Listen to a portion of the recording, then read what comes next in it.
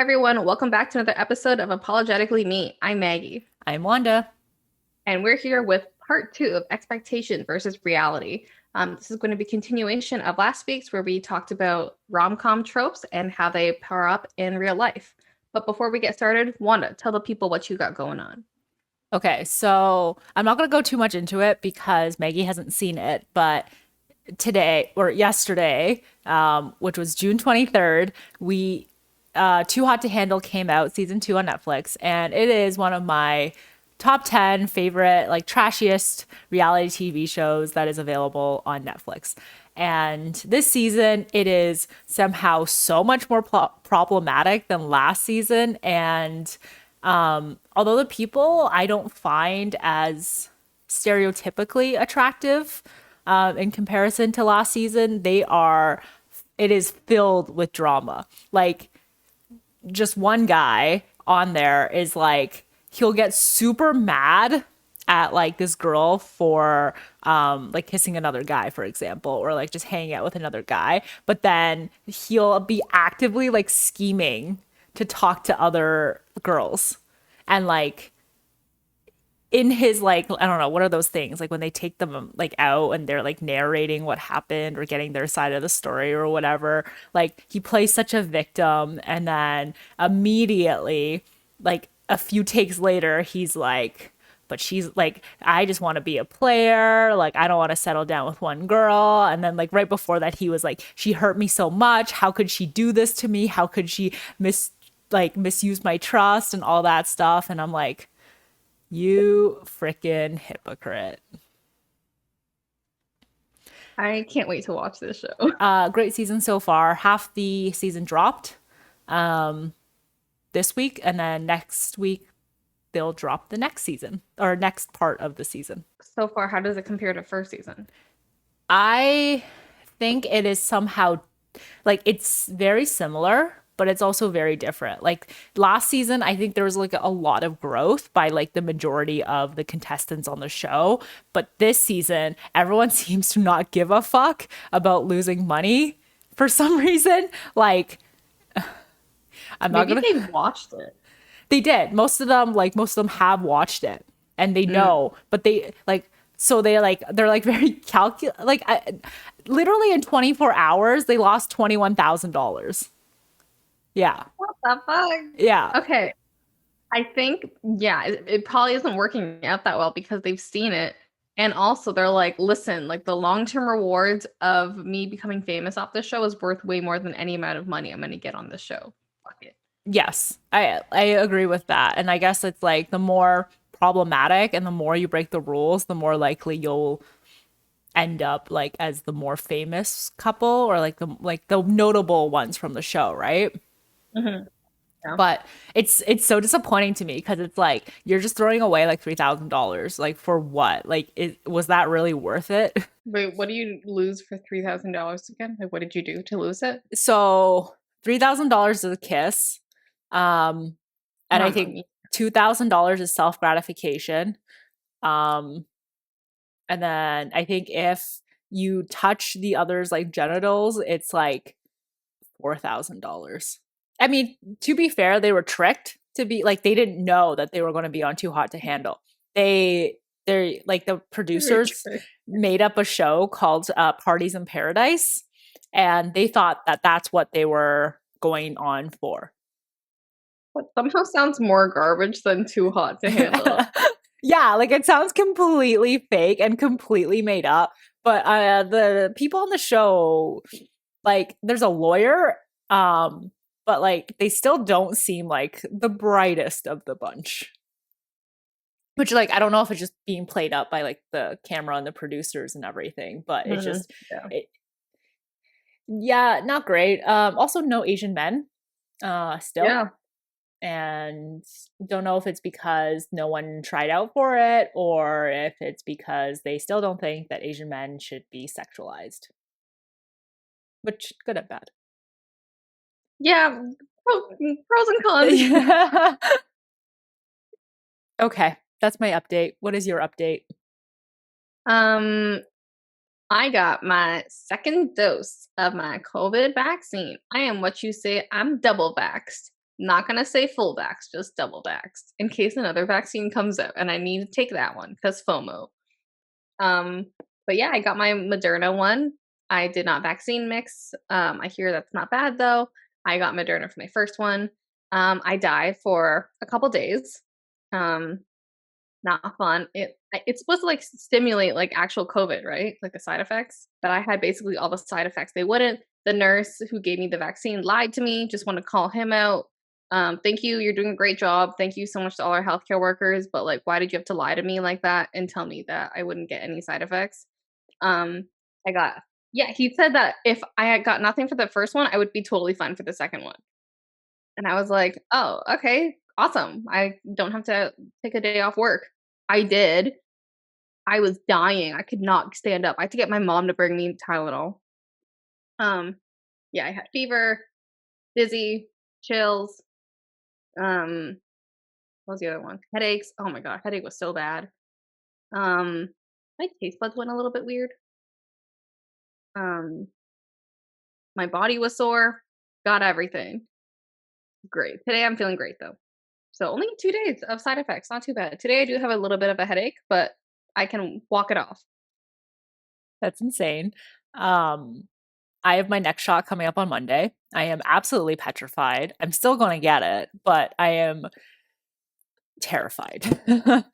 You have every reason to be. Yeah, like it was like for Maggie, it was bad. Like she was, I think, fine immediately. And then within a few hours or like the next day, she was just like, I am dying.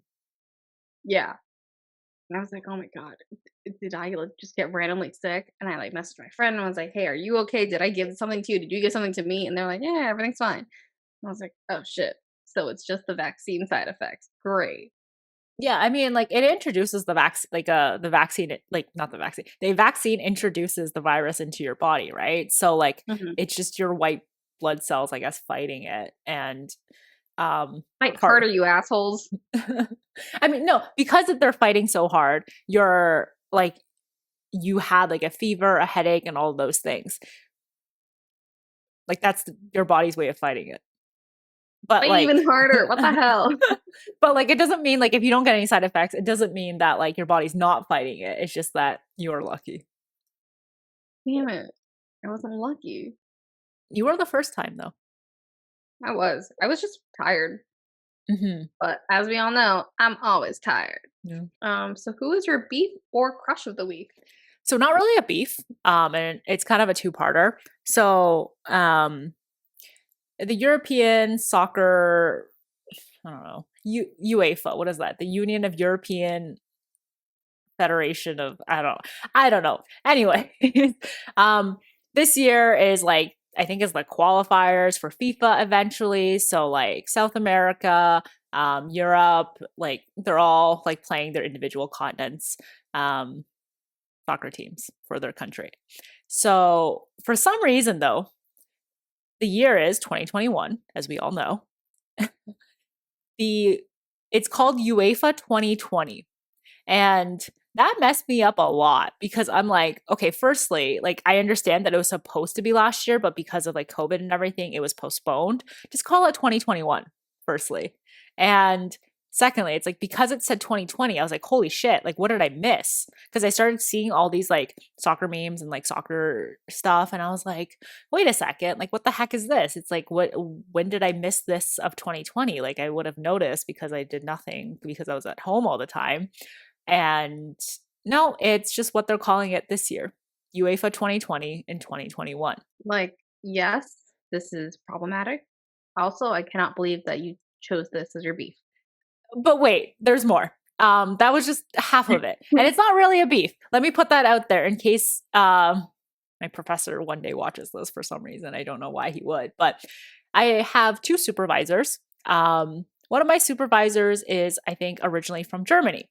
And we have meetings usually every Tuesday around 2:30. So last week, Germany was playing against France at 3 o'clock. So right before in the meeting, my professor was like, "Hey, I have something at 3 o'clock. I need to head out now." And like we're like, "Oh shoot! Like sorry, we didn't know. Sorry, we didn't get your email about like rescheduling it. Like, we just didn't see it. Sorry. And we're like, whatever, just go to your meeting. No fuss. Well, and then like afterwards, I was like a little bit suspicious because I'm like, this timing. He left at 2:50. The game started at 3. Suspicious.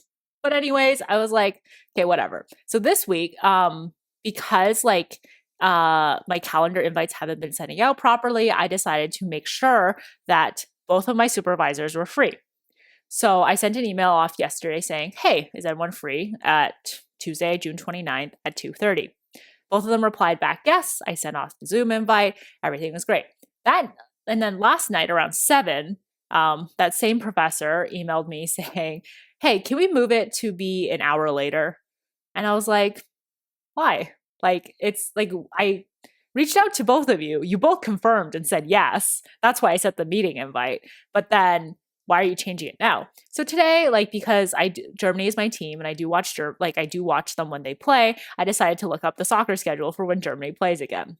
Coincidentally, Germany plays Tuesday, June the 29th at 12 p.m. Matches usually last like it's 90 minutes plus like halftime plus like any additional time and everything. So that would probably maybe like take it to 2 o'clock. And then he has like a buffer, I guess, in between that he put in. So long story short, I feel like my professor keeps on rescheduling our meetings because he's going to watch the soccer game. And that is my theory. I can't confirm it, but that is my theory.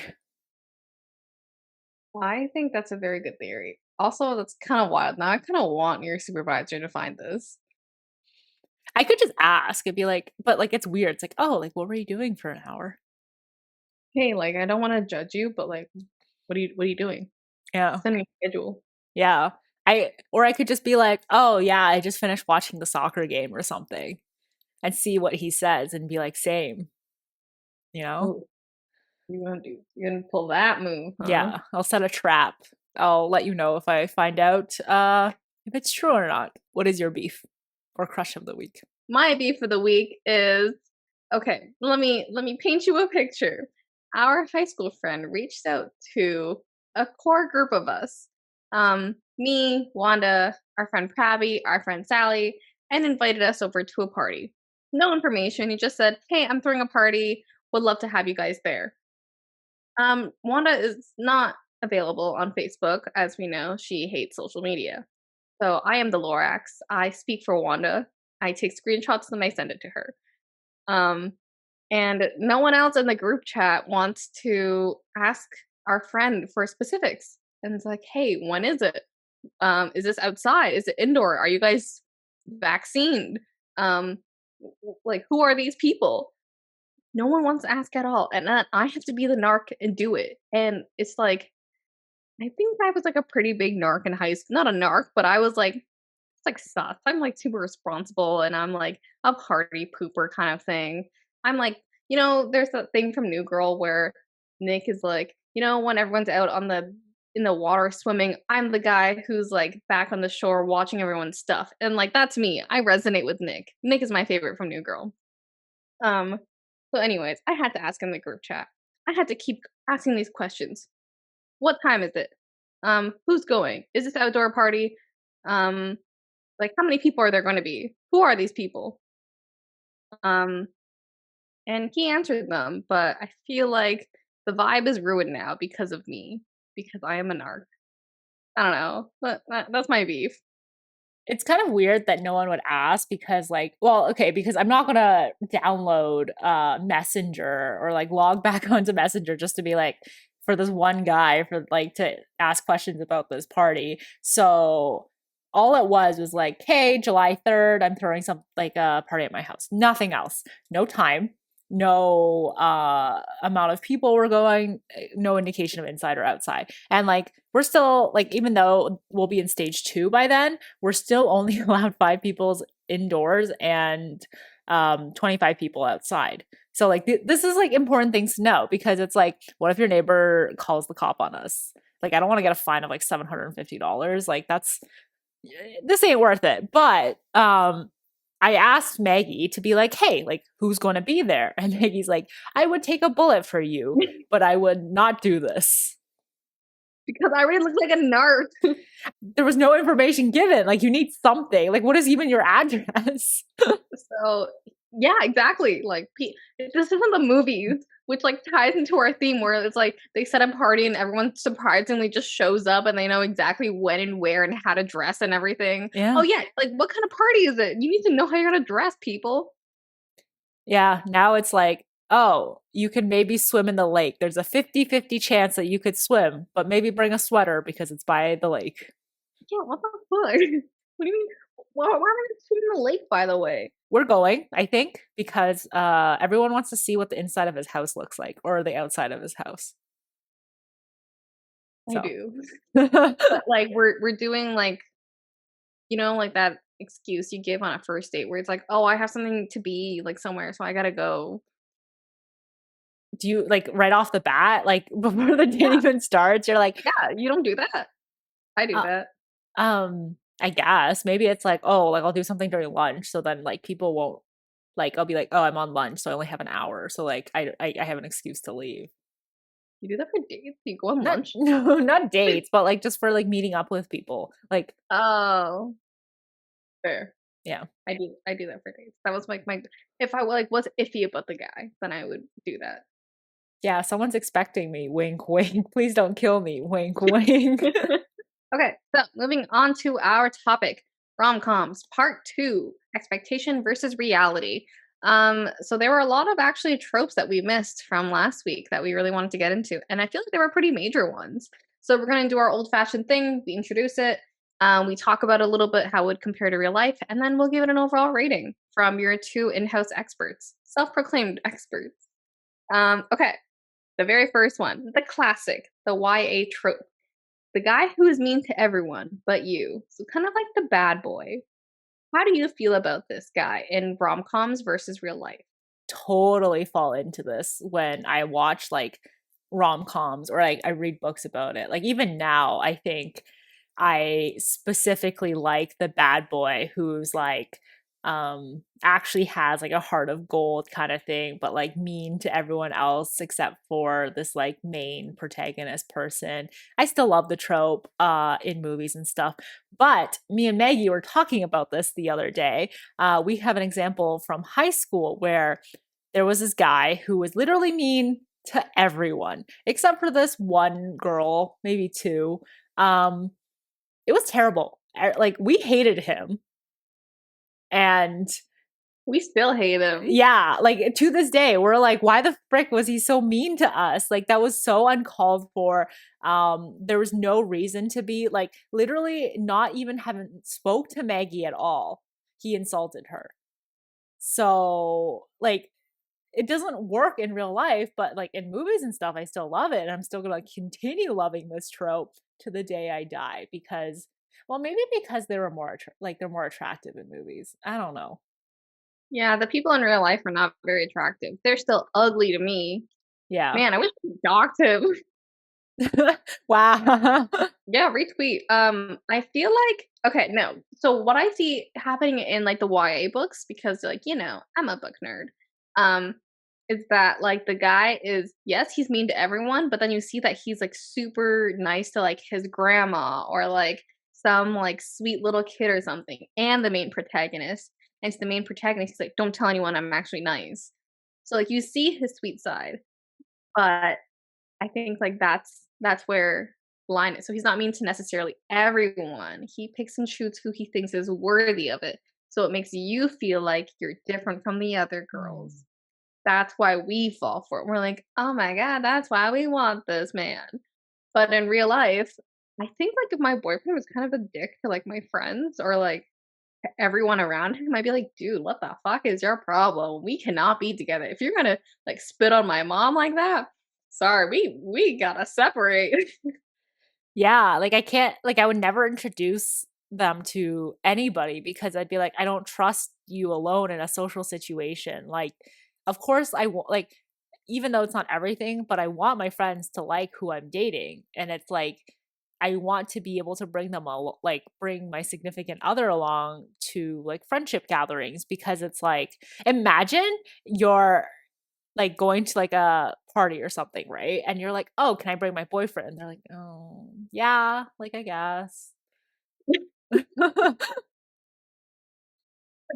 So funny. Even though they might not like openly be that expressive about it, like it's what they're thinking in their head. Yeah, that's fair. Um, yeah, like my ideal situation is that like my friends and my significant other get along, or like yeah, or like get along, like they can joke and everything. I think that's the great situation. Mhm. Um, so overall, what do we give this trope? I give it oh 2 out of 10. In movies, 9 out of 10. In real life, 1 out of 10. No, I feel like the older I get though, like the less I like that trope. So in Ginny and Georgia, there is the Marcus character, right? Where he's kind of mean to everybody at school, but then he's like kind of nice to her. And he's also sometimes like pretty caring of his family, like especially his sister and stuff. So that's and it's like I fell for him. I'm like, oh Marcus, like you sweetie, like all that stuff. And like, but I will say there's the Joe character, and he is just 100% the nicest man you'll ever meet on the show, and he is my number one. So maybe like I don't know. Like maybe you don't have to be the nice occasionally character. You can be the nice all the time character too, and it'd still be okay. Joe is the one you marry for life. Yes. Marcus is the one you date in your teens. There was a TikTok thing where it was like, oh man, I wish I had the video here, but it made me, like, think a lot, and it was like, "Oh, my friends were always like, you have such horrible taste in guys," and I realized it was because I don't like the boring guys, and I always go for, like, the guys who are kind of, like, hot and cold with me. So they kept things interesting. But what I found was that if you stick with the boring guys, then over time you guys, like, learn more about each other, and you find out that he's not that boring, and then you end up staying with him. To me, it's kind of weird. And I don't really love that advice, so I keep thinking about that a lot. But, like, I kinda see where they're coming from. I don't like how they call like non-hot and cold guys boring. Yeah. Um Like, just because they're nice to you, they're boring now? yeah, like you just completely like disregarded all parts of their personality because like you think that they're too into you. Yeah. Like I get it. Like I get like oh you want someone who like you have to like work for and you think it's like it's always going to be like a challenge or something like when you're younger. But then like I personally would prefer someone who worships me. Yeah, But like I know I would be bored of that eventually, so I need oh yeah, I see this. I see the hot Nicole. It's like I need someone who right? worships me, but I also need someone to like banter, I guess, with me. It's funny. Okay, wait, so you were saying 9 out of 10 for the bad boy who's mean to everyone? I'll change it to a 6 out of 10 in movies and then like a 1 out of 10 IRL. I did 2 out of 10 overall. I think it's overplayed. I think it's cliché. I Hmm. don't like it in movies. In real life, same thing. Okay, next one.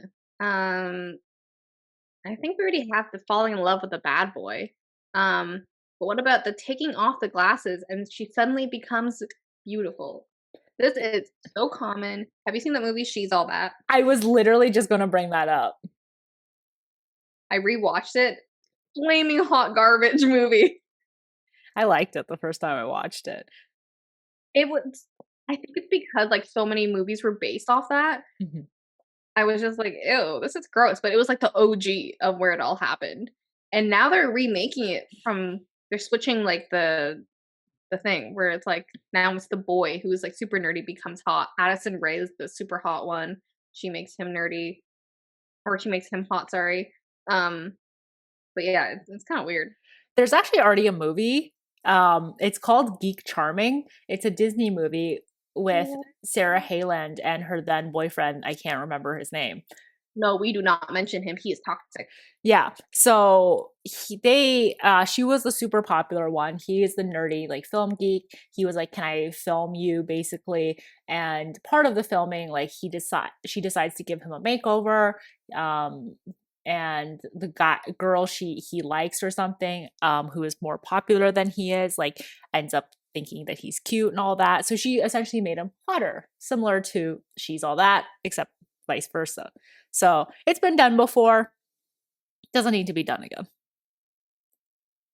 Nope, too late. Hollywood likes to keep doing things. I personally think this trope is stupid. Like, take off your glasses and all of a sudden you're beautiful. Like, okay, first of all, you need glasses to see. Like, I don't know why. But like I understand where they're coming from, I guess. I think it was damaging for girls' self-esteems seeing that like glasses couldn't be beautiful.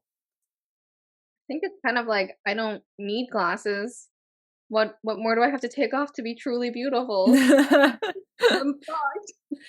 But also like I think it goes back to like the pretty privilege, right? Like people only treat you nicely when they see how pretty you are and they treat you like garbage, like you're not a human being at all if they think you're ugly. That's horrible.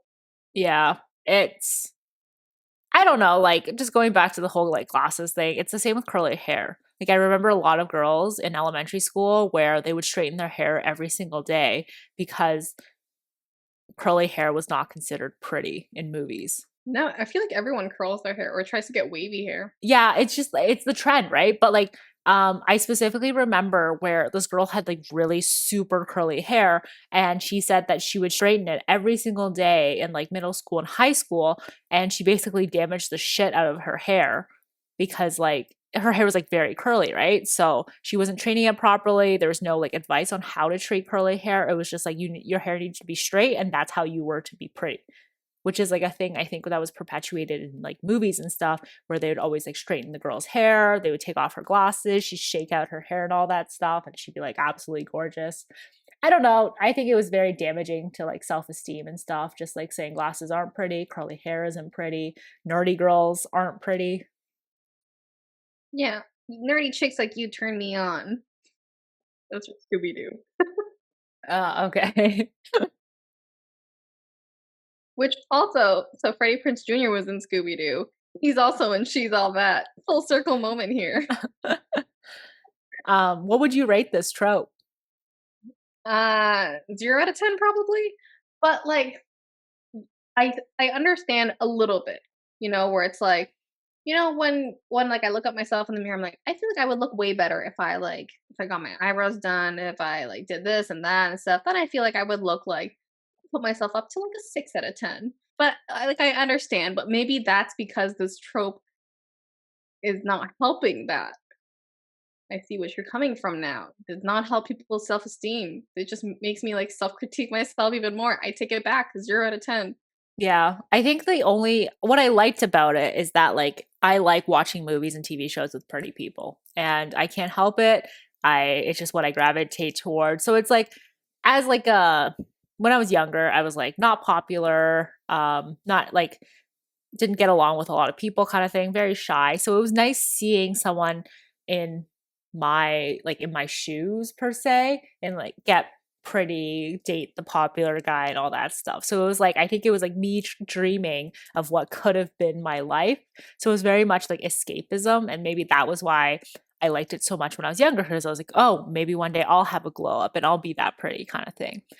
And the other thing is like I just like transformations, I think. Like, in the Winx Club, Sailor Moon, I love when they like transform from their Princess normal clothes. Diaries.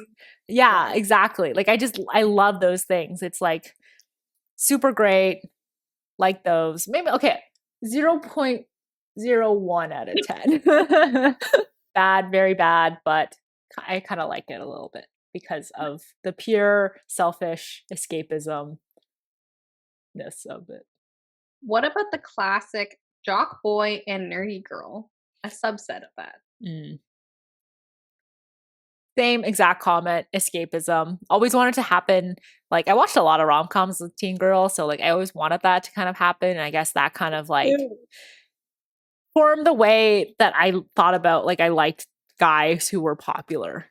And not like Mhm. I don't know, like that's the always like I wouldn't consider other people because that's not as cool, right? Like you always go for the guy that every single girl kind of likes. And he's popular and he has a lot of friends and all that stuff and like damaging. Yeah, retweet. I feel like I always went for like the hockey guys or the guys really into sports and stuff. Yeah. Um, And, like, I always secretly hope that they would like me too, even though I was so mean to them. Sad. But that's how you flirted as a kid. Or like it's like, oh, Exactly. if a guy like teases you, it means he likes you. But now if Maggie was mean to you, wait, I feel like I was mean to everyone. Yeah, Think about it. It could be a flirt. Okay, there's another subset that I know we didn't mention, but it's the one where the guy, gets money for asking the girl out. uh 10 Things I Hate About You with Heath Mhm. Ledger. That is problematic, but one of my favorite absolute movies, comfort movie. I love that is yeah, all time one of my favorite rom-coms. I love Heath Ledger in that. He is so adorable. Ugh, I still watch it from time to time. That movie hits, like, a lot of the rom-com tropes, like, mean to everyone except her. Um, She's mean to everyone except him, kind of too. yeah, this kind of works out. But there's that scene where he's, like, dancing and singing, like, "I love you, baby," and Yeah. I'm like, "Oh my god, I'm in love." Yeah, which is like we talked about this last week, very public declarations of love. Yes. Super embarrassing, but again, for some reason, I'm like, "Wow." Yeah, and the part at the end where she's like reading that poem and she's like crying in class and like he knows that it's like kind of about him and stuff. Also a public declaration of love. Embarrassing. Embarrassing. Um sorry, what was the trope again? When the person gets money for taking you out on a date or for dating you. So problematic. If this happened in real life, I'd be crushed. Like, I don't think I could rebound for a while. Yeah, I even if they were like, "Oh, but like I know it was for money, but now I'm in love with you." I'd be like sirens, like red flags and all that stuff. I'm like, how could I ever trust anything that you say to me is actually the truth? Like, you're dead to me, sir. You Yeah. do not exist. Give me all the money and then leave my life. Yeah, it's like I don't know. Like I haven't even thought about this one. Like I'm glad you brought it up, but I don't know what to do. I'm like so awestruck. I would like I don't know. So what rating do we give this? Negative 6,010 out of 10. Like, I wanna say that, but I love 10 Things I Hate About You so much. Yeah, but it's 10 I think 10 Things was just really great, not just because of like it's based on a Shakespeare play, right? Oh, Like yeah, yeah, true. Taming of the Shrew. Yeah. Wait, no, Taming of the Shrew was not was it No, Shakespeare? Oh, okay. it is. Um Side note, the other day I was talking about I was watching She's the Man because it's back on Netflix in Canada and I almost know like word for word what's like going to happen next. So I was thinking about it, I was like, wow, like I really like Shakespeare like readapted plays into movies. Like cuz She's the Man is about what is that play? What Oh, is it's False Night. Yes. So it's about that. And I really like 10 Things About You, which is Taming the Shrew. And it's like, maybe I would have really liked Shakespeare back in the day. Like if I was alive during his time. Oh, maybe, yeah, if we actually understood it, yeah. Yeah. Right. And it's like, Mhm. because I like all the movie adaptations of his plays. So it's like, But also think about it, back then, they didn't have, like, girl players, they had the guys playing as the girls. which I think would be even better. It'd be so funny. I guess yeah, but, like, then we wouldn't have the beautiful Julia Stiles or Bianca, or we would have seen all these beautiful girls. Yeah. Did you have me to say that? Creepy? Yeah, did that not make me sound creepy just then? Not really. Oh, okay, cool.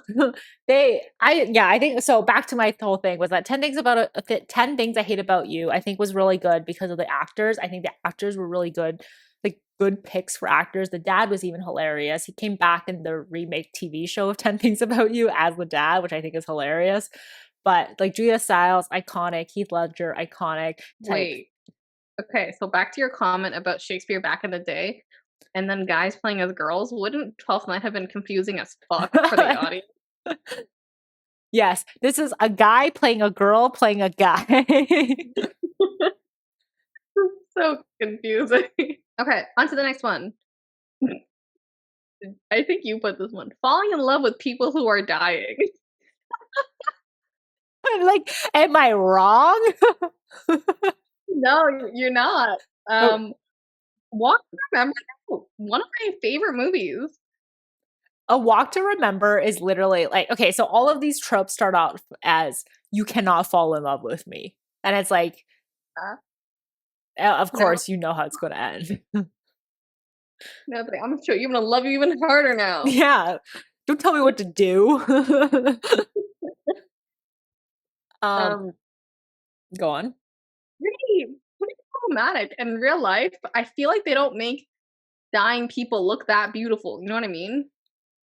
I mean, I don't mean to sound like a dick, but it's like you're romanticizing it, and that was the problem with shit. What was that book? Someone's like, The Fault in Our okay, Stars. yes. I don't think John Green purposely. No, that became a huge YA trope though, because there's also one called like 5 Feet Apart with like Cole Sprouse. Hmm. There's like a lot of ill people who keep falling in love, and then it's always doomed because someone dies. Like, what did you expect to happen? Your Dum love dum. saved me. I am alive again. It killed my tumor. I mean, it's like it's kind of sweet, but it's also like I can't find the words to express the kind of problems I have with this trope. I think it's sweet because it's like, oh, they get to fall in love once and have that great love before they die. But it's also really shitty for the person who doesn't die, who does fall in love with this sick person, because then they go off being like, oh, like comparing every single person to this, like, I like, so it's like their first love usually, or like their second love. And it's like every other relationship gets compared to this dead person. And they're never going to live up to the wonderfulness of this dead person because they're dead. And it's like, I guess it's like kind of similar to kind of dating like a widower, right? Like you'll never compare to their like ex-wife or ex-husband because they died, and they're always going to be like remembered as like the best version of themselves. Mhm. Did you ever watch that movie Me After You or something, or Me Before You? Is that the one with the guy in the, excuse me, the Wheelchair. with the guy in the wheelchair? Yeah, I Yeah. didn't, but I was going to. So I read the book, um, and it like TLDR, basically, the guy in the wheelchair like got there from like a tragic accident, and he's like, "My life cannot go on. Like, I had an amazing life. Now I want to kill myself. I want to like do euthanasia," and his family's against it. And then they hire this quirky live-in nanny to look after him because they think that she's gonna show him what life is like.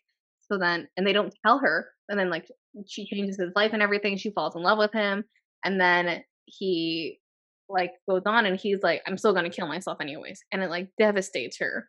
And she's like, oh my God, I couldn't save him. Oh my God. And like that movie, the movie itself, like got a lot of hate because they're like, wow, just because you're disabled and in a wheelchair means you're gonna kill yourself. What's that saying for everyone else out there?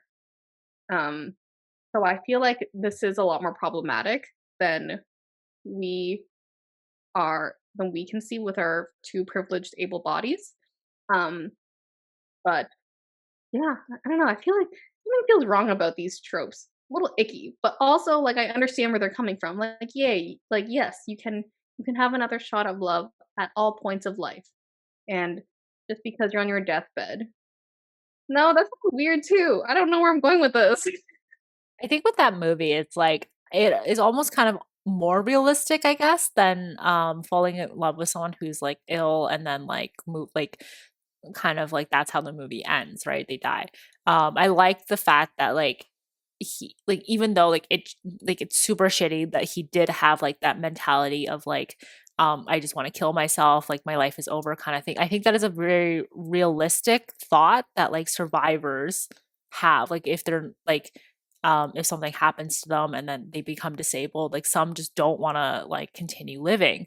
And like I think that's important to portray as well, that like not every disabled person is like the happy go lucky like motivational speaker that like a lot of like I guess media portrays people to be. Because like you know how some people they're like, oh, they're so strong, like this accident happened to them and now they talk to people about how to overcome like tragedy and all that stuff.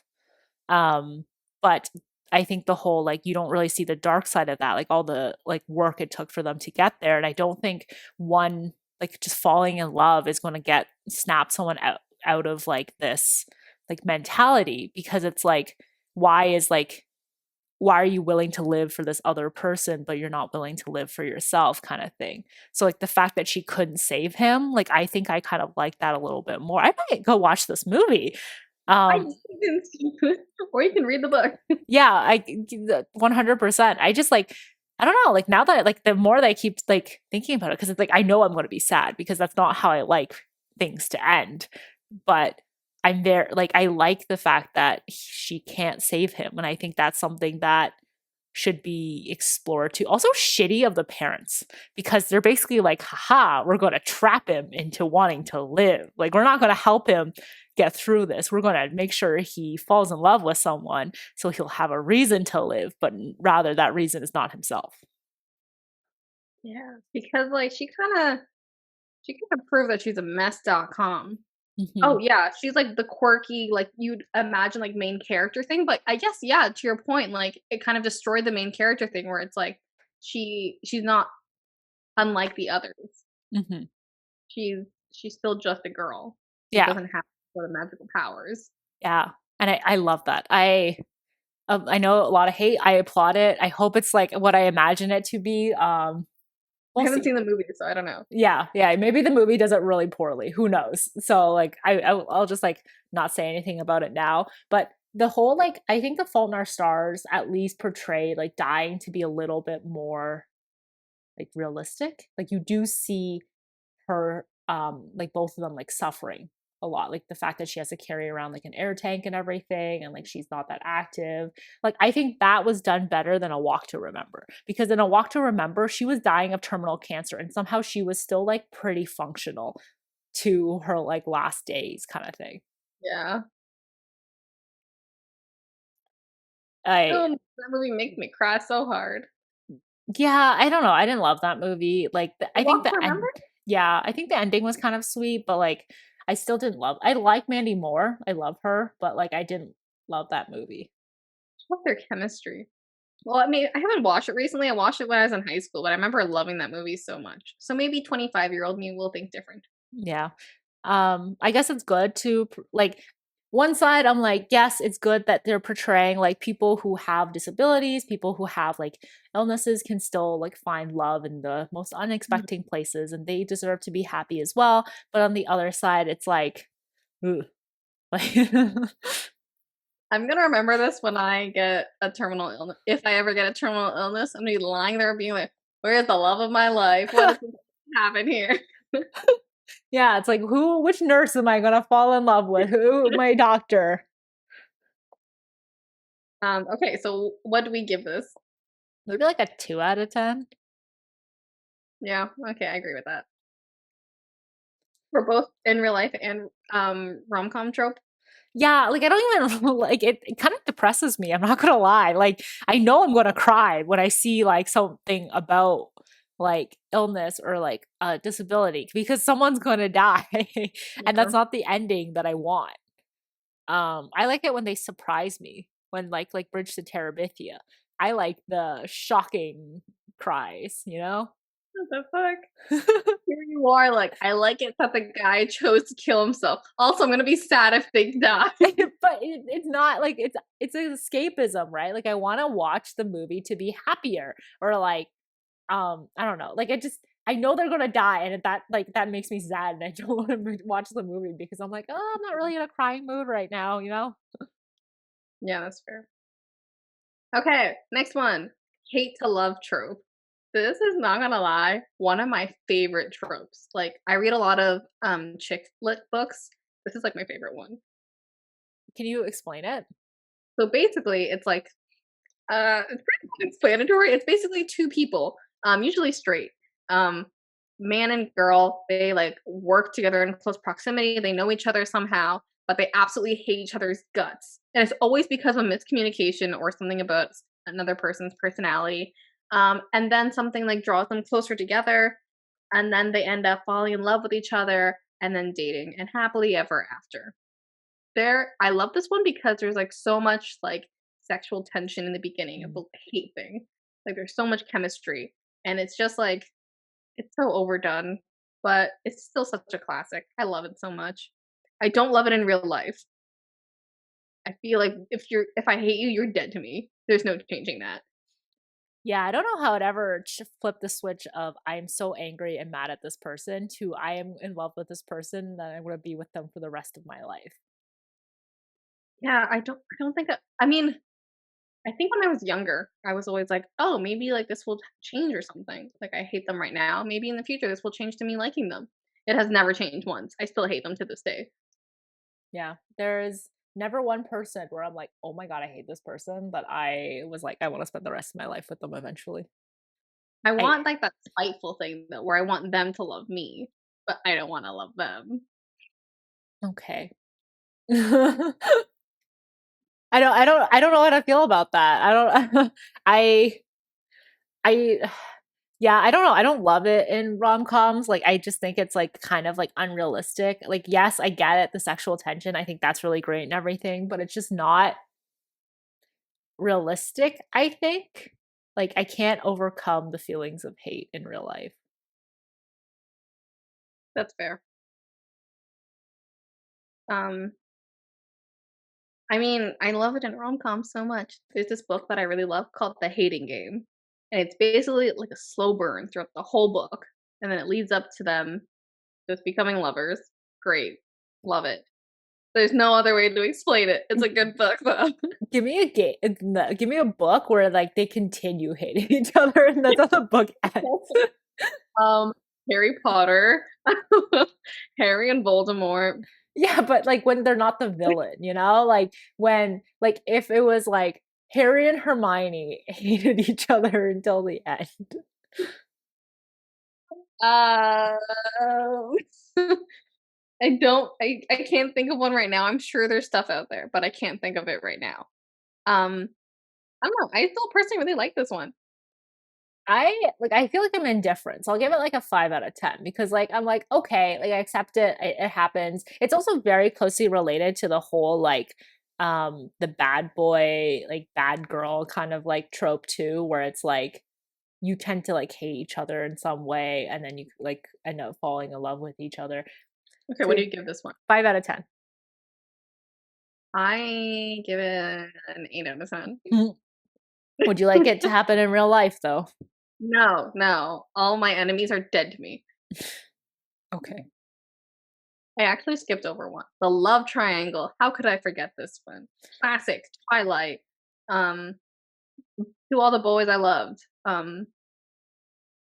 don't know, any other YA book out there. Yeah, literally, even in real life, in Too Hot to Handle, this also happens quite a bit. Not real life. Yeah. I love the love triangle when it's done well. I think it is like it's really because I always root for one. Not like Twilight. Twilight was weird. Twilight was the whole like falling in love with her kid kind of thing. I don't like that.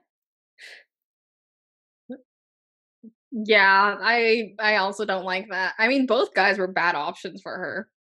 I mean, it was very like to be fair, it was always Edward. There was no doubt in Yeah. my mind that like she would have ended up with Jacob. Jacob was But, always like, her like little brother, her like boy yeah, toy, the rebound. the rebound. Yeah. He was just always there for her. But also, like, Edward didn't really give her an option. Like, what if she didn't like him? Then it's like, I will always be watching you while you sleep. I'm always gonna be there, 2 steps away, 2 feet away. Imagine No, they broke up like after she became a vampire. yeah, you're right. If it's done well, it gets me going. Hmm. I like it. In real life, has this ever happened to you? No. I I have never had two people like me at once, let alone one person like me at once. Oh, yeah. I feel like you kinda have. Yeah, I was just thinking. Yeah.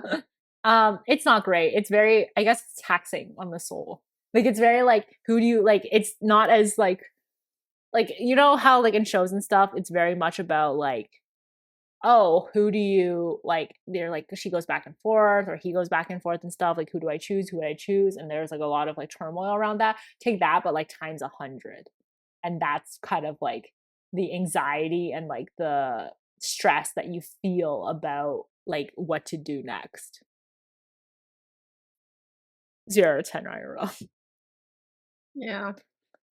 I have never glowed up to that point where I've had two boys fighting over me. But yeah, I don't think I want that anyways. I think Hollywood's trying to make me want that trope in my life, and I feel like I'm good. I don't need that. Um, Having one boy, I think, is challenging enough. Um, Overall, I give this one a 3 out of 10. 8 out of 10 in shows when done well, or like movies done well. 0 out of 10 in real life. Yeah, okay, I see your 8 out of 10. I'm still sticking with my 3 out of 10, but I see what you mean when it's done right. So Yeah, there are definitely shows where I'm like, yes, like this is like, I'm so happy. Like this was kind of like, it has to be, I'm happy with the love triangle. I'm happy with like how it progresses, and I'm happy who she ends up with. Or he ends up with. mhm, That's the only yeah, time where I'll give it like an 8 out of 10 kind of thing. yeah. I'm only thinking of like Hannah Montana, where she has to choose between Jake and that guitar, the hot one. What's his name? Jesse, Jesse. I Yeah. think. At first, she went through this love triangle twice actually. Who were you, team? Team Jesse or Jake? Yeah. Oh, Jesse for sure. Jake Oh, cheated on her. yeah, 100. Like there was no doubt. As soon as I saw Jesse, I'm like, it's Jesse.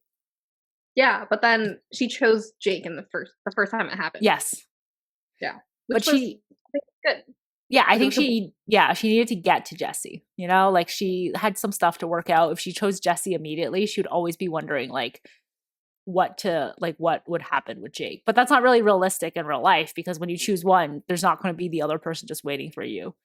yeah. They move on with their life. Mhm. Before we move on, okay, so are you Wizards of Waverly Place? Are you team what's Mason, or like Dean? um Oh, no. or team Dean Wait, Mason is the is the werewolf? werewolf. Yeah. Dean was the Italian guy. Yeah. Mason, Dean has the personality of a rock. But he liked her. He really liked her. And to be fair, Nothing in common. but he just expressed it. I'm still team Mason. But I think he Wait, loved her a little bit too much. Mason? Yeah, for sure. Yeah. But Mason left her for a little bit to go with the vampire, didn't he? No, he had to go with the vampire or something, Wait, why? because I don't know. She was still, oh no, yeah, you're right. He did leave her, and she was so very sad about it. And then he came back. I would not forgive him. What the hell? You just went back to your ex, you asshole. Mr. Big or Aiden in Sex and the City. Eden. Oh no. Mr. Big? Mr. Big all the way. Dude. Okay, Mr. Big was so chaotic. Like, he was so hot and cold. I cannot have another toxic, hot and cold man in my life. I need consistency.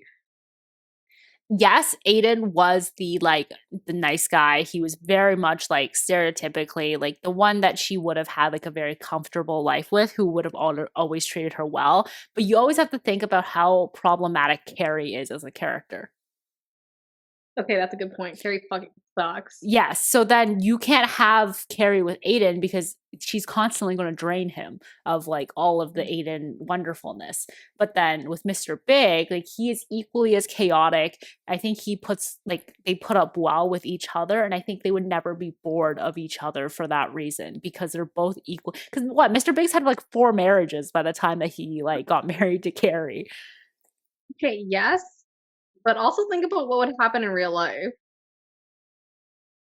I think they would have been just a very bad couple, but I mean, they might have been happy with each other. Like, I think they would have fight a lot, and there would be a lot of problems, but I think they would have like they would separate but never divorce. They're that one couple that you want to avoid and you don't want to bring to parties at all. Yeah. I think in real life, though, if I was Carrie, I'm not Carrie. If in real life, I would choose Aiden. In real life, I hate it, but I would still choose Mr. Big. I just love Chris. I just love Chris. What's his name? Chris Knopf. Yeah, he's typecast as such a scummy guy, like in The Good Wife. Yeah, but I love him. I love him so much. I love that. I love like the actor, and I don't know if he's like really terrible, but I'm very attracted to him, and I like He's a good-looking guy. yeah. I'm glad we settled this debate. Yeah, I like there I guess there's never like a perfect guy, I guess. Like there's Yeah. like in these like that's what it shows you. Like even between the two like maybe your love interest is even in the love triangle. Maybe it's someone you meet like Jane the Virgin, Raphael or Michael. Michael. Michael. Michael. Yeah. Man, when Michael died, I had to stop watching the show. I I cried. cried so hard. Like I knew he was gonna die, and I still cried like a baby. My favorite line in that show was that Raphael had 3 kids and 0 sex. Yeah. I love the narrator of that show. That was the best part about the show. So good. Okay. Okay, our last trope. Fake relationship turns into a real one. Um, this is like To All the Boys, right? Well, the boys, the proposal.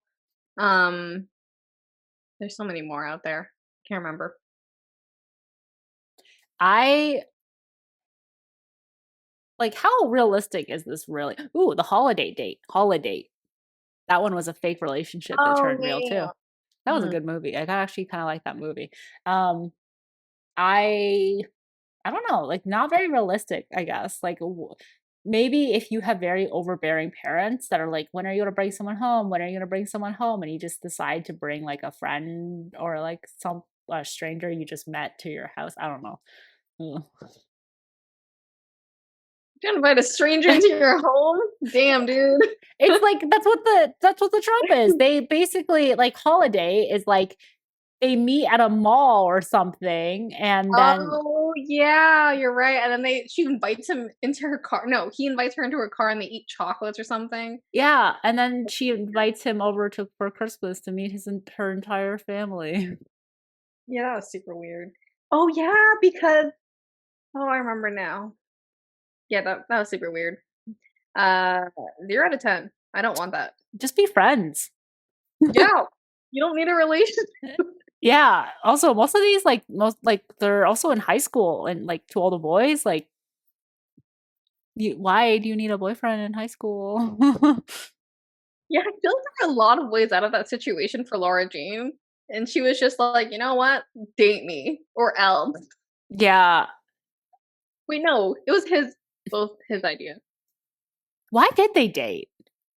Oh, so basically he his ex-girlfriend was dating another guy, a college guy, and he wanted revenge. Oh.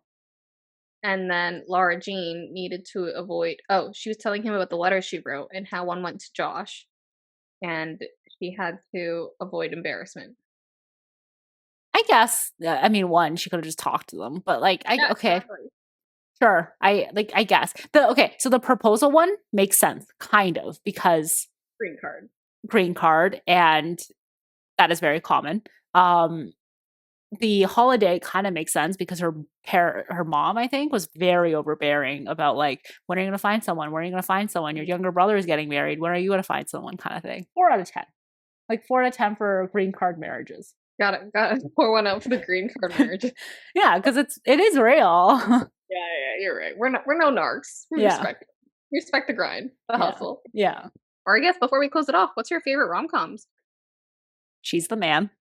Channing Good choice. Tatum at its finest. It's fine as. At his finest. Like, oh, beautiful man. Then 10 Things I Hate About You.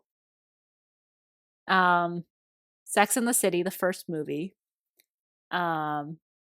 The entire series actually leading up until the first movie, I think is like it's good enough. I'm trying to The Notebook. I have to honorary mention to The Notebook. Problematic. We talked about this, but I can't. I love it so much.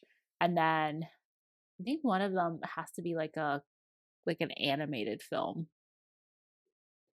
Animated. Like there's like animated love stories, right? Like does Where you going Mulan with count? this? Wait, what? Wait. Tangled. I think Tangled Mulan? is like no, I was talking about Mulan. Uh, why do I? Jumanji. Yeah, I think Tangled. I think Mulan's my favorite Disney movie, but I think Tangled is like one of my top like favorite um Mm, like romantic comedies. fair. What about you? Okay, mine are very similar to yours. 10 Things I Hate About You, Hmm. It's the Man, but also Pride and Prejudice. Mm. Ooh, classic for me. I love it. Um, the one with Keira Knightley, obviously. That one is also why I love the hate to love trope because of Miss Jane Austen ruining up my life. I also really like I really like the classic like the old age classic movies okay, Little Women. I know it's technically like not supposed to be a rom-com because it's like Laurie and Joe, like they're not supposed to be together, but like I still want them together, and like Timothy Chalamet. But yeah, I love it. Also, anything Nancy Meyers, I love. That's like such a comfort movie. Yeah, it's like what Rosa says.